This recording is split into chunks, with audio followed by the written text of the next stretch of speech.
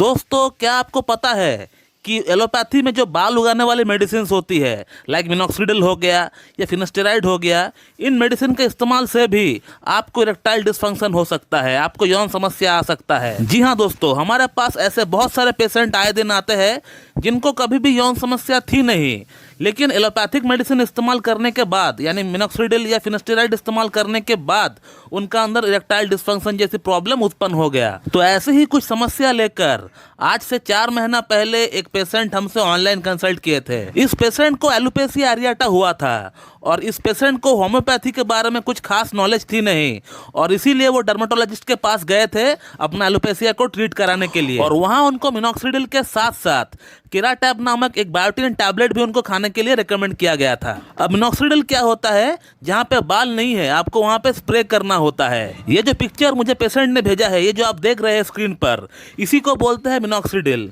इसको स्प्रे करना पड़ता है जहाँ पे आपको एलोपेशिया हुआ है या फिर आपका जहाँ पे बाल कम है। अब इसका 2 बहुत बड़ा साइड इफेक्ट है। इसका पहला साइड इफेक्ट ये होता है कि आपका बीपी को ये हाई कर देती है, आपका हार्ट बीट को ये बहुत फास्ट कर देती है। इसका अगला जो साइड इफेक्ट है वो है इरेक्टाइल डिसफंक्शन, जो कि बहुत ही बुरा साइड इफेक्ट है। बहुत ही तेजी के साथ आपका अंदर इरेक्टाइल डिसफंक्शन का समस्या ये उत्पन्न कर देती है ये मेडिसिन। आप देख सकते हो कि पेशेंट ने सिर्फ 20 डेज, सिर्फ 20 दिन मिनॉक्सिडिल का इस्तेमाल किया है, और 20 दिन इस्तेमाल करने के बाद उनका अंदर कैसा साइड इफेक्ट हो गया ये आप उनका बातों से पता लगा सकते हैं। सिर्फ 20 दिन हुए हैं मिनॉक्सिडिल को इस्तेमाल करते हुए, और साइड इफेक्ट देखिए, पेशेंट का हार्ट बीट बढ़ गया, बीपी बढ़ गया और इरेक्टाइल डिसफंक्शन भी हो गया। इन मेडिसिन का साइड इफेक्ट है ये तो मुझे बहुत पहले से ही पता है, लेकिन इतना एडवांस साइड इफेक्ट है ये मैं फर्स्ट टाइम देख रहा हूँ इस पेशेंट में कि 20 दिन में इतना ज्यादा प्रॉब्लम बढ़ गया। इनको मजबूरन ट्रीटमेंट छोड़ना ही पड़ गया। फिर इन्होंने जो है हमारा कम्युनिटी पिक्चर्स देखा, हमारा वीडियोस देखा कि हमने कैसे पेशेंट का एलोपेशिया को ठीक किया है without any side effect. Community picture देखने के बाद, वीडियो देखने के बाद, प्रूफ देखने के बाद इनको लगा कि नहीं, मुझे इस डॉक्टर से एक बार बात जरूर करना चाहिए। और आज इनका ट्रीटमेंट हमारे पास चलते हुए 4 महीना चल रहा है। इनका बीपी और इरेक्टाइल डिसफंक्शन जो साइड इफेक्ट के तौर पर हुआ था इनको, वो तो 15 दिन 15 डेज में ही हमने ठीक कर दिया है। और रहा बात इनका एलोपेशिया का, वो 4 महीने में कम से कम 80% तक सॉल्व हो चुका है।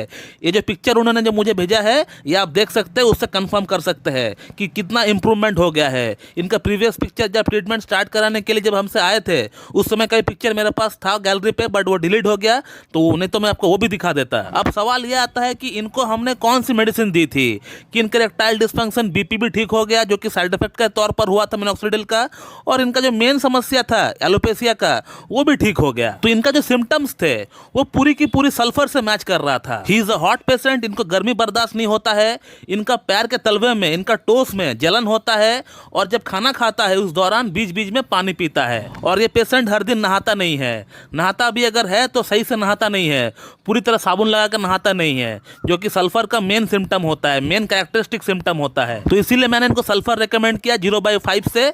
0/5 से लेकर अब तक हमने 0/12 तक इनका अंदर चलाया, और इंप्रूवमेंट देखिए कितना बढ़िया इंप्रूवमेंट हो गया। लेकिन आप लोग ये कतई ना समझे कि एलोपेशिया एरियाटा को ठीक करने के लिए सल्फर होम्योपैथी की एकमात्र मेडिसिन है।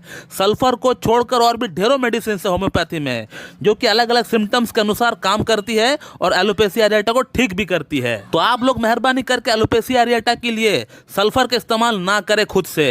अगर इस्तेमाल करना भी है, किसी एक अच्छी डॉक्टर के पास जाकर उनसे कंसल्ट करके आप इस्तेमाल कर सकते हैं, खुद से मत करिए, क्योंकि एक बहुत बड़ी पॉलीक्रस्ट रेमेडी है, इसका एग्रावेशन भी बहुत बड़ी हो सकती है, बहुत खतरनाक, बहुत बुरा हो सकता है, इसलिए सोच समझकर इसका इस्तेमाल करना पड़ता है। तो एलोपेशिया एरियाटा या फिर हेयर फॉल के लिए होम्योपैथिक ट्रीटमेंट बेस्ट होता है। इसका कई प्रूफ हमने आपको हमारे यूट्यूब चैनल के माध्यम से अब तक दे चुके हैं, जिसे अगर आप देखेंगे, अगर आप फॉलो करेंगे तो आपको समझ में आएगा कि कितना अच्छा ट्रीटमेंट है होम्योपैथी में, and that too without any side effect. कोई साइड इफेक्ट नहीं होता है होम्योपैथी में। एक जेन्युइन डॉक्टर के पास जाकर ट्रीटमेंट कराएंगे तो कोई प्रॉब्लम आपको नहीं होने वाली। दोस्तों मैं इस वीडियो को यहीं पे एंड करता हूं, और अगर आपको इस टॉपिक के रिगार्डिंग मुझसे और कुछ जानकारी चाहिए तो आप लोग इस वीडियो कमेंट बॉक्स में कमेंट करिए, आपको वहां पर रिप्लाई दे दिया जाएगा। So thank you very much and have a good day.